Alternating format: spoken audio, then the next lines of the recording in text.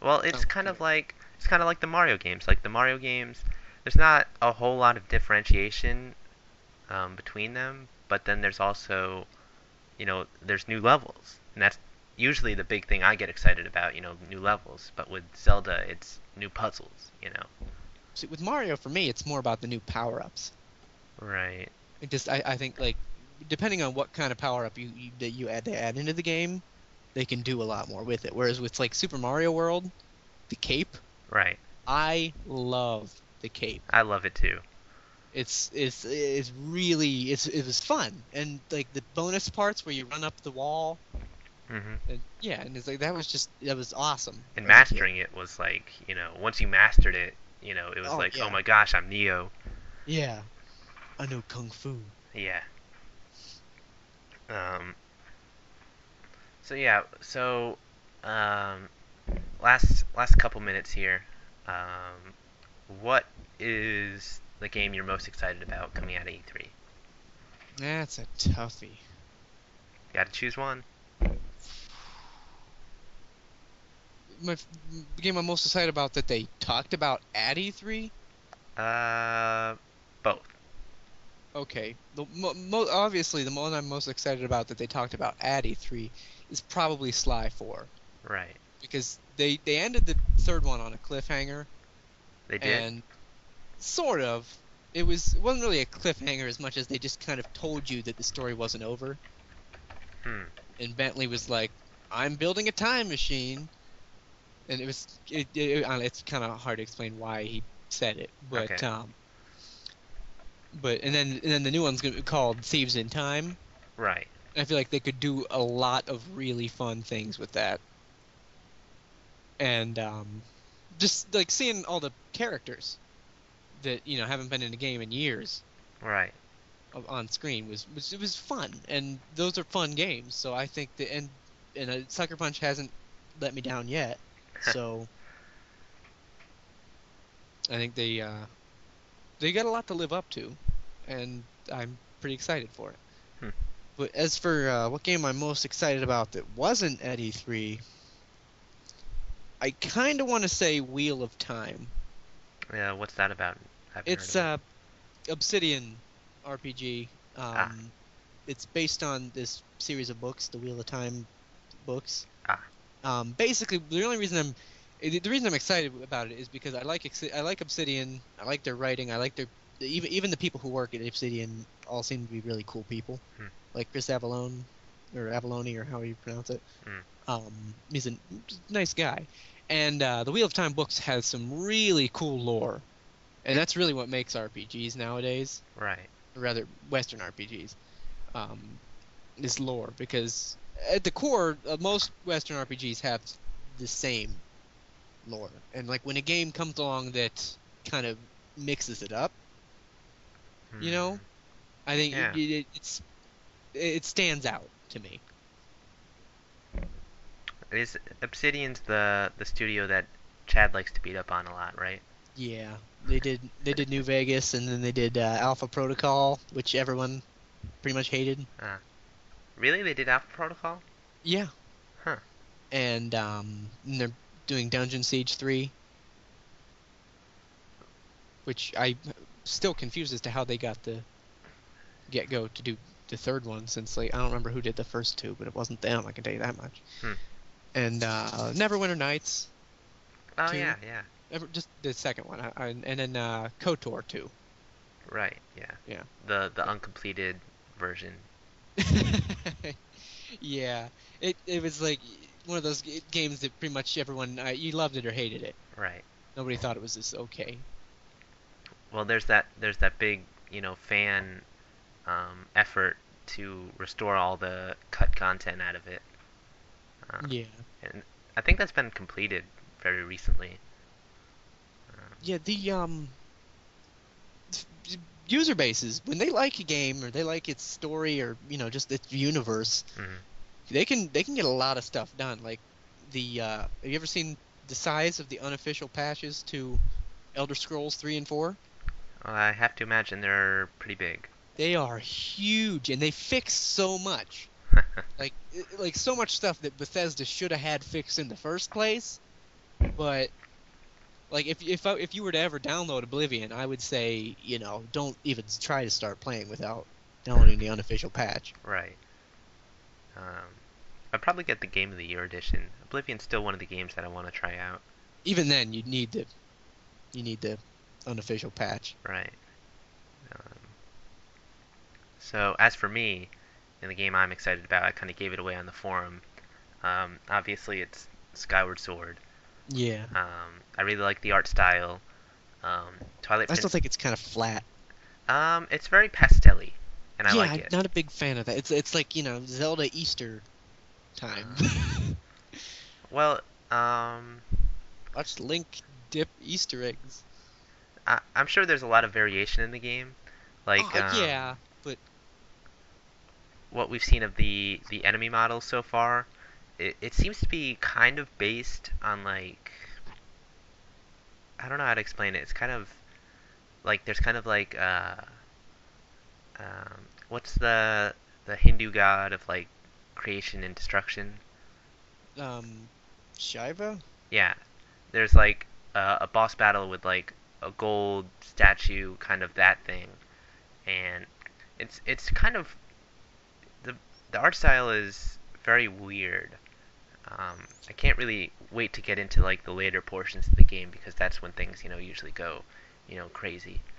Um, And another thing I didn't so much care for was the demonstration that they did. Not this E3, but the one before that. uh, I know it was messing up, but I felt like they were putting a bit too much emphasis on the Wii Motion Plus with the gameplay. well, back Like, at with this enemy you have to slash down, with this enemy you have to slash sideways. back And I at felt last that, E3, that's what they kind of had to do because the game wasn't really anywhere near a yeah, completed state. So they and they really didn't had want to to show show off off the the controls. Motion Plus. Um, the impressions coming out of E3, there's a boss battle with what is assumed to be the big bad guy of the game, Girahim. That guy that snaps his fingers and he teleports or whatever. Um, and if you see a video of him, it's really weird. When he meets Link the first time, he's very effeminate. Oh, Um, jeez. There's nothing better than an effeminate bad guy. right. Um, so the battle with him is different than like battles with normal enemies. Like normal enemies, you have to like swipe a certain way, horizontally or vertically to get by their defenses and hurt them. Whereas him, you really have to kind of counter and parry his That attacks, could and be he cool. grabs your sword between his two fingers, and he takes your sword away from you if you don't get it out of his grip in time. Um, so it looks like a very cool boss battle. Um, Yeah, that could be cool. If they do like sword play similar to Red Steel 2, hmm. especially because I mean Red Steel 2 I didn't look very interesting to me, but the sword play looked like it had potential. Yeah, it looks to be a better version of that. Um, Yeah. with like actual enemies that can you know you're able to better interact with. I think. Yeah. Um, so besides all that, there's also the puzzles, and the puzzles and items they've shown off have been pretty great. And what we've been hearing about the story, haha, story in Zelda games, but it's something I look forward to, getting involved in. So Wait, the story okay. is something that's shaping up pretty well. And then there's also the fact that like it's basically Wind Waker in the clouds, but Mhm. instead of a boat, there's the birds that you fly on. So Yeah. that's exciting to me. Being able to explore um, the Skyloft area. Kind of map that out. Could be fun, especially if they like detail sprawling like countrysides and like mountain ranges underneath and stuff. Right. Yeah. That could Um, be and very they've visually also said that appealing. they're going to blend the overworld and dungeon structure so that you might not know when you're actually in a dungeon. And maybe I think they said something to the effect of the overworld is going to be one big dungeon. So comments like that have gotten me very excited. This does sound interesting. I'll keep my eye out for it. Okay. Let me change my mind though about my most anticipated game that wasn't shown at E3. Okay. I feel like such an idiot for forgetting Tales of Graces. Right. You mean I played the Japanese demo. I didn't understand a single thing, but I had fun with it.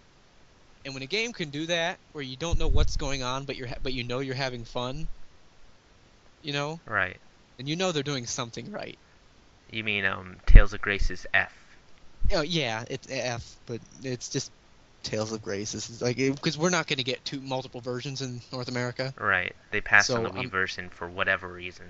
well, the fact that it's essentially it's incomplete when you really think about it. Hmm. Like this, apparently the script for the additional content on the PS3 version is 3/4 as long as the original Wii one.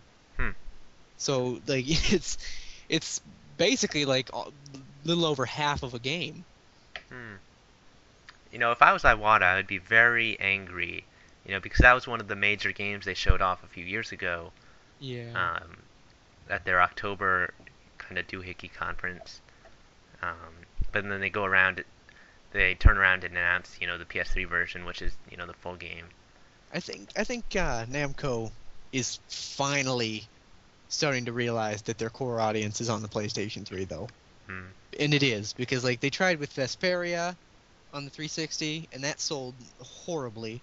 And as soon as they moved it to the PS3 in Japan, the sales were like way up. Apparently it sold more on its first day on the PS3 than it did in like its first month on the 360.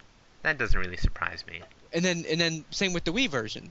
The Wii version sold, not so hot, but as soon as they moved it to the PS3, sales were booming. Well, yeah, they were trying to sell half a game on the Wii. Well, at the time, nobody knew it was only half a game. What about the review scores? I'm sure those couldn't have been too great. Actually, they were, and it wasn't that it was half a game. It's just that the additional content in the new version takes place after the original story from the Wii version. Right. So Okay. it's got like there's just more stuff going on Okay. afterward. It's like an extension. Not it's more like you sell the Elder Scrolls Oblivion on the three on one platform, and then you on the next platform you throw in the whole shebang with the Game of the Year edition. Okay. Um, It has like an entire expansion pack. okay. We're running up on like the hour mark here. Oh, geez, yeah. I like I like to keep it within 15-minute chunks so that it's easier to break up into YouTube chunks. Yeah, Um, I wish they I would have apologize. I can resume it. unlocked um, the unlimited time for my account, but Yeah, I don't apparently know what the heck is they're up with that. YouTube is messed up anyhow with that stuff. yeah, they need to sort it out. Anyways, uh, thanks for coming, Ryan. It was Okay. great to speak to someone other than Steph. Not that speaking to Steph is a bad thing. Um, This has been the 16th Gcast. yes. 16. Okay, see, I'm up to date. All right. 16th Gcast. I'll let you choose the ending song. So, which one do you want? I'll post it on the forum. All right. Okay. All right. Thanks for listening, everybody.